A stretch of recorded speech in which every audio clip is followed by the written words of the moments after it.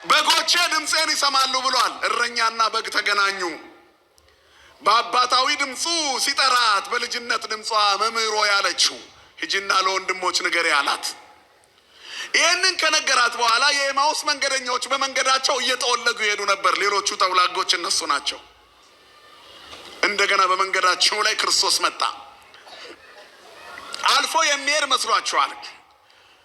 ከዚያ በኋላ እያወሩ የሚሄዱት ስለ ክርስቶስ ነው። ስለ መከራው ግን ትንሣኤውን ሰምተዋል። መቀበል አቃታቸው። እየሄዱ ልክ መንገደኛ መሰላቸው። ምንትኑ ውእቱ ነገር ምንትኑ ውእቱ ዝንቱ ነገር እንዘ ትትናበቡ በበይናቲክሙ እንዘ ትትናገሩ በበይናቲክሙ ወእንዘ ታውሩ ትኩዛኒክሙ አላቸው። እናንተ ጠውላጎች ማለት ነው። እየጠወለጋችሁ ፊታችሁ ጨፍግጎ አንገታችሁን ደፍታችሁ በመንገዳችሁ የምትናገሯቸው ነገሮች ምንድን ናቸው? ምንትኑ ውእቱ ዝንቱ ነገር፣ ይሄ ነገር ምንድን ነው? እንዲህ እርስ በራስ ያለመደማመጥ ባለበት በሚመስል ሁኔታ እንዲህ ሆኖ እንዲህ ተገርፎ እንዲህ ቆስሎ እንዲህ መከራ ተቀብሎ እያሉ ነው የሚያወሩት። ደስ ይላል። ስለ መድኃኒት እያወሩ መሄድ ግን ወደ ሞት ነው የሚሄዱት። ከኢየሩሳሌም ወደ ኤማውስ፣ ይሄ ሳምንት የነሱ ሳምንት ነው። ከኢየሩሳሌም በስተምዕራብ ይሄዳሉ። ማታ ነው። ጠዋት ያ ሁሉ ነገር ተሰምቷል። መታገስ አቃታቸው። ትንሣኤው ማይሆን ነገር ነው። ያከተመ ይመስለናል። ያ የተጎሳቆለ ሰውነት ሞትን ድል አድርጎ ይነሳል ማለት ዘበት ነው። ስለዚህ ይሄ እንዴት ይሆናል?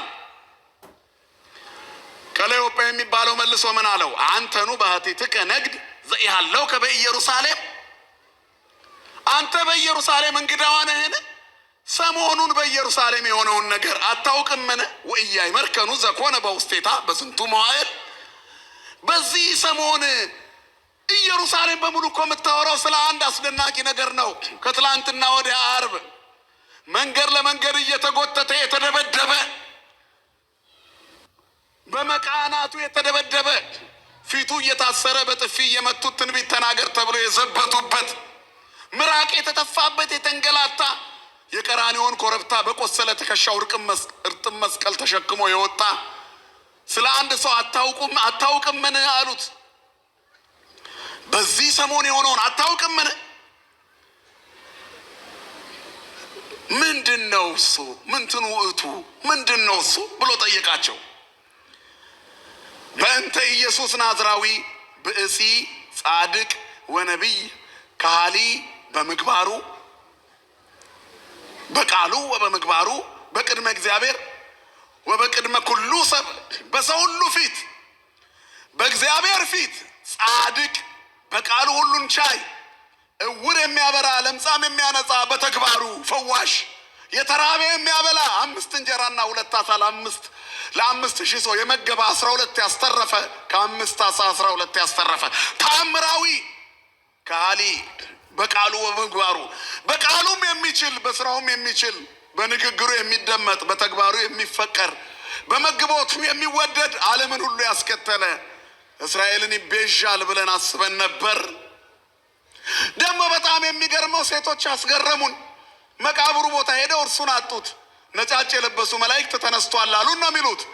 ግን መናፍስትን ያዩ ይመስለናል። ስለዚህ አላመንም ነው። ይሄ ነው ያጠወለጋቸው። የክርስቶስ መከራው መስቀሉን እያሰቡ ማዘናቸው ደስ የሚል ቢሆንም ሁለተኛው የመጠወለጋቸው አሉታዊው ጎን ደግሞ የምዕራቡ ፀሐይ አይናቸው ላይ ሲያበራ የምስራቁን ፀሐይ ክርስቶስን ማየት አቃታቸው። እንዳያውቁት አይናቸው ተሰውሮ ነበር ይላል። ብዙ ሰዎች ክርስቶስ ተሰውሮባቸዋል። ስሙን ይጠራሉ፣ ስለሱ ያወራሉ እንጂ አይኖሩበት። በየአዳራሹ ኢየሱስ ኢየሱስ ይባላል። አጠገባቸው ጋር ቢቆም አያውቁትም። መግደላዊት ማርያም እየፈለገችው አላወቀችውም። በድምፁ ሲጠራት ረቡኒ ያለችው አትክልት ጠባቂ መስሏት ነበር። ዛሬም ኪሳቸውን የሚሞላ የመሰላቸው የሃይማኖት መምህራን አሉ። ክርስቶስን በስጋቸው ብቻ የሚፈልጉ ህዝቦቻቸውን የሚያጭበረብሩ ለንግድ የሃይማኖት ቤት የከፈቱ አሉ። አያችሁ፣ እየጠወለጉ የሚሄዱ መጨረሻ ላይ የሚደርቁ። ክርስቲያን እየለመለመ መሄድ ነው እኮ። ጻድቅ እንደ ዘንባባ ያፈራል ይላል መጽሐፍ።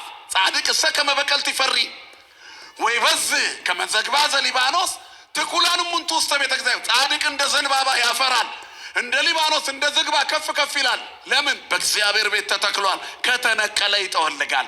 ሉቃስና ቀለዮጳ ስለተነቀሉ ጠወለጉ። ከዚህ ቤት አትውጡ። መድኃኔዓለም በቤቱ ያጽናን ሁላችንን። ስትወጣ ትተወልጋለህ። ሰው እንዴት ይወጣል ከእግዚአብሔር ቤት? ከመንፈሳዊነት ወደ ስጋዊነት ሲያዘነብል፣ ከሰማያዊ ናፍቆት ምድራዊ ፍላጎት ሲስበው፣ ድንግልናውን በዝሙት ሲቀይር፣ አንድነትን በዘረኝነት ሲሸቅጥ፣ ጊዜ ባመጣበት የዘረኝነት ዋሻው ሲወተፍ ይጠባል። ሰው ያንሳል፣ ይጠወልጋል፣ ይደርቃል። ሁል ጊዜ ከእግዚአብሔር ጋር የሚኖር ሰው ግን ይለመልማል። ወዘሕጎ ያነብብ መዓልተ ወሌሊተ ወይከውን ከመ ዕፅ እንተ ትክልት ሀበ መዋዕዘ ማይ ነው። በየቀኑ ሕጉን ያነባልና በውሃ ፈሳሽ ዳርቻ እንደተተከለች ተክል ይሆናል። እንተ ትሁብ ፍሬሃ በበጊዜሃ ወቁጽላን እይትነገፍ ነው። ቅጠሎቿ የማይረግፉ ይሆናል፣ ባለ ፍሬ ይሆናል። ክርስቲያን ፍሬ የሚያፈራ ተክል ነው፣ መነቀል የለበትም። ወንድሜ ለምን ፊት ጠወለገ? እንደ ቃየል እንክርዳድ አቅርበህለት ይሁን ለእግዚአብሔር። እድል ለምን ጠማማ ሆነ? በየቀኑ ለምን አዘንተኛ ሆንሽ? ለምንድን ነው የምትቀኘው? የአቤልን መስዋዕት እያየሽ አትቅኝ። አንቺም አቤልን ለመሆን ሞክሪ እንጂ እንክርዳድ አቅርበሽለት ለምን አልበላልኝም አትበይ። እግዚአብሔር የሚቀበለው መስዋዕት ንጹህ መስዋዕት ነው፣ የከበረ የተከበረ መስዋዕት ደግሞ የተሰበረ ልብ ነው አይደል የሚለው መጽሐፍ መዝሙር 50 ላይ ልበ ትሁተ ወየዋሃ ኢይሜንን እግዚአብሔር የተሰበረ ትሁት ልብን አይጥልም፣ አይንቅም። ስለ ፍቅሩ የተዋረዱትን እግዚአብሔር ይወዳል። ስለዚህ ለምን ታዝናላችሁ? መስዋዕታችሁ ልክ ላይሆን እኮ ይችላል። ጎረቤትሽ አዝናብሽ እስከሆነ ክርስቶስ የሞተለትን ወንድምሽን አስቀይመሽው ከሆነ በባልንጀራ ላይ በሐሰት እየመሰከርክ እያማኸው አንተ ደስ ብሎ ልትኖር እንዴት ትመኛለህ? የእግዚአብሔርን ተክል እየነቀልክ አንተ እንዴት እንደተተከለ ትሆናለህ? ጠውልጋል። ወደ ዓለም እየሄድክ ነው። ሰው ኃጢአት መስራት ሲጀምር ወደ ዓለም እየሄደ ነው። ዘረኝነትና ጭፍን ብሔርተኝነት ፍጹም ነግሶ በተቆጣጠራት ሀገር ላይ የክርስቶስ ሆኖ እንደ መለየት ያለ እድለኛነት የለም። ኦርቶዶክሳዊነት ተነጥሎ መውጣት ነው። መጽሐፍ ከመካከላቸው ውጡ የተለያችሁን ይላል። ተለዩ። ዘረኝነቱ ከቤተ መንግስቱ የባሰ ቤተ ክህነት ውስጥ የሃይማኖት ሰዎች ላይ ብሷል። እርስ በራስ መጠራራት የክርስቶስ አይደሉም። እንደ ደቀ መዛሙርቱ እንደነዚህ እንደ ሁለቱ ጠውላጋ ሰባኪያን፣ ጠውላጋ መነኮሳት፣ ጠውላጋ ካህናት፣ ጠውላጋ ዲያቆናት ሞልተዋል። እንደኔ አይነቶቹ ዘረኞቹ፣ ክፉዎቹ፣ የጠወለጉት የክርስቶስ ሙቀት ያላለመለማቸው ተነቅለው ወደ ዓለም የሚሄዱ መድኃኔዓለም ይመልሰን ሁላችንንም። የዓለምን ጸበል ጸዲቅ እየቀመሱ በሰይጣን ጽዋ እየተጎነጩ የክርስቶስ ነኝ ለማለት የሚዳዱ ስንት ናቸው? ወንጌልን ለስጋዊ ክብር የሚሸቅጡ ክርስቶስን ይሁዳ እንደሸጠው ብለው ይናገራሉ። እነሱ ግን ሺህ ጊዜ የሚሸጡት ሰባኪያን ብዙ ናቸው። የሌላውን ቤት ትተን እኛስ በቤታችን ለክርስቶስ እንሆናለን ወይ? ንስሐ አባት እንኳን ለመያዝ የምንሮጠው የሀገራችን ቄስ ከመጣ ፈልገን ነው። በዘረኝነት የእግዚአብሔር መንግስት አይወረሰም። እከሌ ደስ ይላል ብለን አንመርጥም። አያችሁ፣ አብርሃም ለመልከጼዴቅ መስዋዕቱን ይዘው የሄደው እጅ መንሻ ይዘው የሄደው መልከጼዴቅ የዘር ሐረግ የሌለው ነበር። መጽሐፍ እኮ ነው የሚለው። ያቀረበለት የባረከው መልከጼዴቅ አብርሃምን የዘር ሐረግ የለውም። ምንድን ነው ቋንቋው? የዘር ሐረግ የለውም መልከጼዴቅ ምን ማለት ነው? ካህን ዘር የለውም። ዘረኛ ካህን ካለ ከስሯል። መቼም ክርስቶስን አያገኘውም። ጠውልጓል፣ እየደረቀ ነው። መድኃኔዓለም ካህናቶቹን ያለምለመልን። ዘረኛ ምዕመን ካለ የሀገሬ ቄስ ናቸው ብሎ ፈልጎ መሄድ ካለ ጠውልጓል። አጠውልጉ። የዓለም ፀሐይ አይጠቅመንም። እውነተኛው ፀሐይ ክርስቶስ ያብራልን ለሁላችንም። ከክርስቶስ ጋር መሆን ስጋን ከነክፉ መሻቱ ጋር መስቀል ነው። ያዘነው በራሳችን ኃጢአት ነው። ነቢዩ ምንድን ነው ያለው? እስራኤል ሆይ ይሄ ሁሉ ውድቀትክ የራስ ስህተት ነው ይላል። እስራኤል ውድቀታቸው የራሳቸው ነው። በተቀደሰው ተራራ ስር ለጥጃ ይሰግዳሉ። ባህር የከፈለላቸውን እግዚአብሔርን ረስተውት እስራኤል ሆይ ከግብፅ ያወጣ የዋ አማልክትህ ብሎ ጥጃ ሰጠ። በዝናብ ምግብን እንደ ዝናብ የሚያዘንብላቸው፣ ቃጠሎውን በደመና ዣንጥላ የሚጋርድላቸው፣ የአሸዋውን ግለት በደመና ምንጣፍ እየሄዱ እንዳያቃጥላቸው የተንከባከባቸውን እግዚአብሔር ረስተውት ለእጆቻቸው አምባር፣ ለእግሮቻቸው አልቦ፣ ለአንገታቸው ማርዳ፣ ለጆሮአቸው ጉትቻ ሰገዱ። ይሄ ተሰብስቦ ቀልጦ ጥጃ ሆነ። ዛሬም ገንዘብ እያመለኩ የሚኖሩ ሰዎች አሉ። አያችሁ፣ ገዳም እንሄዳለን። ከዚህ ተነስተን ጸበል ወርደን መቅዳት ይደክመናል። ስንፍና ነው። ኪሳችን ውስጥ ባለው ገንዘብ ጸበል ቀርተህልኝና ብለን ተማሪውን እንልከዋለን። አንዱ መንገደኛ እሱም ታች ድረስ ከመወርድ ብሎ ከሆነ ወራጅ ውሃ ቀርቶ ይዞልህ ይመጣል። ከዛ ቲፕ ሰጥተህ ይዞ ወደ ቤት የሄድከው ወራጅ ውሃ ነው፣ ጸበል አይደለም። ከቅርቡ ነው የሆነ ጨለፍ አድርጎ ነው ያመጣልህ። እስመ በብዙ ጻማ ወድካም አለወን ንባ ውስተ መንግስተ እግዚአብሔር፣ ወደ እግዚአብሔር መንግስት በብዙ ድካም እንገባ ዘንድ አለን ይላል። ዋጋ የሚከፈልበት ነው ክርስትና። የክርስትና ሃይማኖት የጸና ኪዳን ነው። ጉዞው ረጅም ነው። አትፍሩ፣ እግዚአብሔር ያስጨርሳል። የልብ መዘጋጀት ከሰው ነው፣ የምላስ መልስ ከማን ነው? ከእግዚአብሔር ነው። እስከ መጨረሻ ሂዱ። አቋርጣ አትውጣ። ሄደሃል ገዳም፣ በቃ ገዳም ከገባ በኋላ ወርደ ደጅ እጅ ነስተህ እምነቱን ጭቃውን አፈሩን ተቀብተው የተቀደሰው ውሃ የፈሰሰበትን ከቻልክ ተጠምቀህ ቀድተህ እዛው አካባቢ ቆመ መግባት የማትችልበት ችግር ካለ አስቀድተህ እዛው ቆመሽ እያየሽ አስቀድተሽ መምጣት። ደካሞችን አይደለም የምለው፣ ብርቶች ሆነን ኧረ ተውት። የቅዳሴ ጸበል ደጋግሞ ለሚቀዳልን ዲያቆን ቲፕ እናስለምደውና የመቅደሱን አገልግሎት ረስቶ ማንቆርቆሪያ ይዞ እኛን ሲፈልገን እኮ ይውላል። አንዳንድ ቀን ትልቅ ኪሳራ እኮ ነው። ከስራን እኛም የምናከስር ተላላፊ በሽታ መሆን ማለት ይሄ ነው። እሱን ቀምሷል፣ ተልእኮውን ይረሳል። ቲፕ የሰጡኝ አባቴ ታሉ ብሎ የማንቆርቆሪያው ጸበል ውሃ ይሆናል ያኔ። ምክንያቱም መድኃኒት የሚሆነው በእምነታችን ጥራት ነው። እየጎሰቆልን በሄድን ቁጥር እየላላ ይሄዳል። ጸበል ስር ተቀምጠው 5 ዓመት 7 ዓመት ቆየው የሚሉ በርካታ ሰዎች አሉ። እንደ መጻጉዕ ያሉ ተፈውሰው እንደገና የሚታመሙ እግዚአብሔር ጎብኝቷቸው ለምስጋና የማይቆሙ። እግዚአብሔር የተወለገ ተክል ከመሆን ይሰውረን ሁላችንንም። ስለዚህ እግዚአብሔር በመንገዳችን ይመጣል። ክስት ለእግዚአብሔር ፍኖተከ ወውእቱ ይገብር ለከ። እግዚአብሔርን መንገድህን ስጠው አደራ፣ እሱ ያደርግልሃል፣ ነገሮችን ያከናውንልሃል። ቸር አባት ነው። መንገድሽን ለእግዚአብሔር አደራ ስጪ። የልጅነት መንገድሽን፣ የወጣትነት መንገድሽን፣ የልጃገረድነት መንገድሽን ለእግዚአብሔር ስጪው። ሜዳ ላይ ራስሽን አትጣይ። የጎልማሳነት መንገድን ለእግዚአብሔር ስጠው። የወጣትነት መንገድን ለእግዚአብሔር ስጠው። በሸመገልክ ጊዜ ምራቅህ ይወፍራል። አየህ፣ ለሌሎች የሚተርፍ ይሆናል። እንትፍ ብለህ የምትመርቀው ፊቱ እንደ ፀሐይ የበራ ይሆናል። እደግ ያልከው ያድጋል፣ ተው ያልከው ይቆማል። ቃልህ ግዝት ይሆናል። እግዚአብሔር ቤት ቃል እግዚአብሔር እየተናገረ ያደገ አንደበቱ በቅድስና የተሞላ ነው። ክብርና ምስጋና ለአምላካችን ይሁን። ከቤቱ አይለየን መድኃኔዓለም። ስለዚህ ብዙ ጥያቄዎች ያለውን ፊታችን ጨፍግጓል። የጨፈገገው በእኛ ምክንያት ነው። ነጽሩ ነፍሰክሙ ወአንጽሑ ነፍሰተክሙ። ነፍሳችሁን ተመልከቱና ሰውነታችሁን አንጹ። ምንድን ነው የጎደለኝ? ለምንድን ነው ጸሎቴ የማይሰማ ኃይሌ ደካማ የሆነው? የእግዚአብሔር ፊት ለምን ጠፋብኝ? የሰማይ መንገድ ለምን ተሰናከለብኝ? ምን ነው ሰርቼ አላተርፍ፣ ደክሜ አልሞላልህ አልኩ። አመድ አፋሽ ለምን ሆንኩ? ምን ቢጎድልብኝ ነው? ምን ቢርቀኝ ነው እያለኝ እንደሌለኝ የሆንኩት? ሞልቼ የምጎድለው ብኩንም ሆነው ለምንድን ነው? እኛ ውስጥ ነው ያለው ችግሩ። እኛ ያላራገፍነው ነገር ከውስጣችን አለ። ሰውየው ትልቅ ድግስ ቤት ተጠርቷል። ድግስ ቤቱ በጣም ያምራል።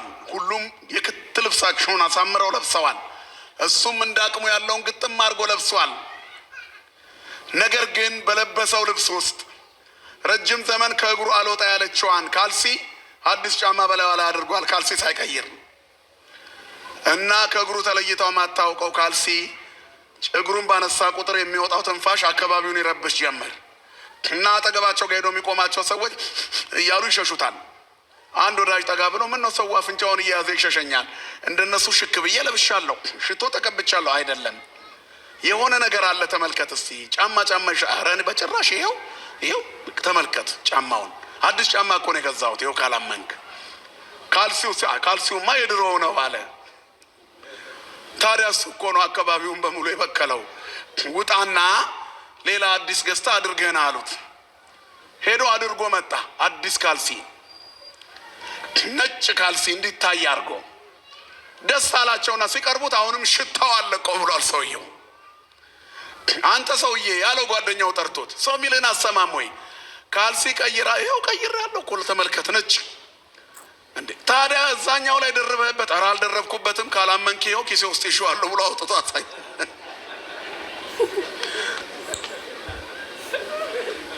አያችሁ ያልጣልናቸው ነገሮች አሉ። አለቅ ያለን ይዞን ቁጭ የሆነ ቀን እስኪመጣ ደብቀን እሱ ነው እየሰነፈጠ ፊታችንን ያጨፈገገው።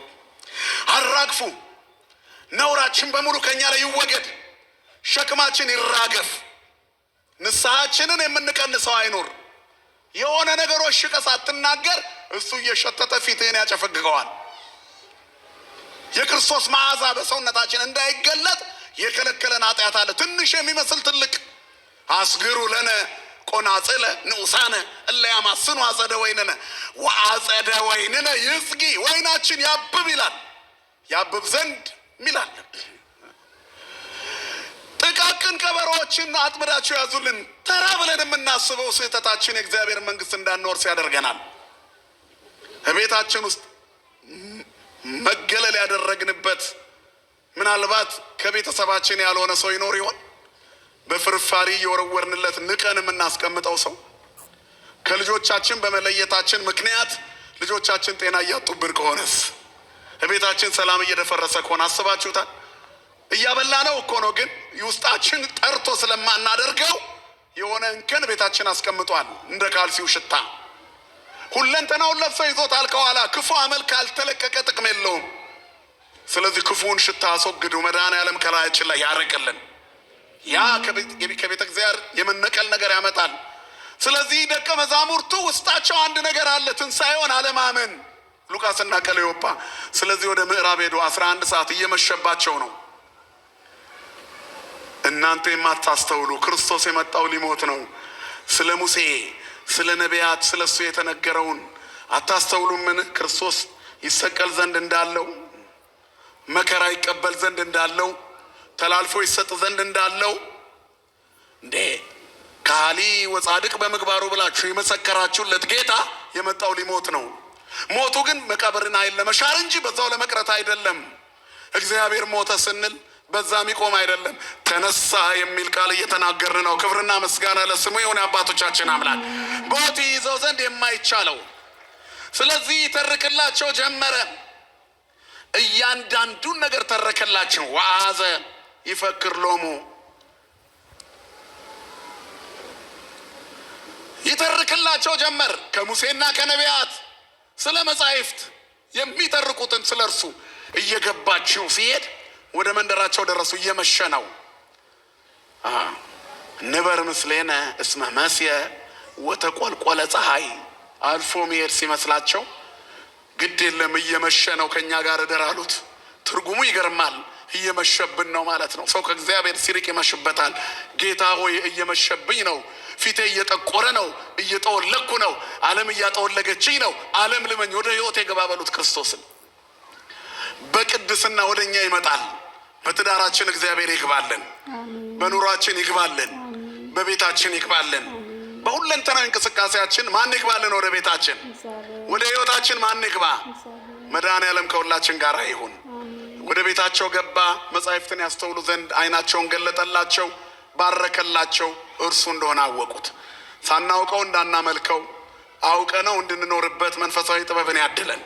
በሰማነው ቃል ይባርከን። ትካዜያችንን ያስወግድልን፣ መጠውለጋችንን ያለምልምልን።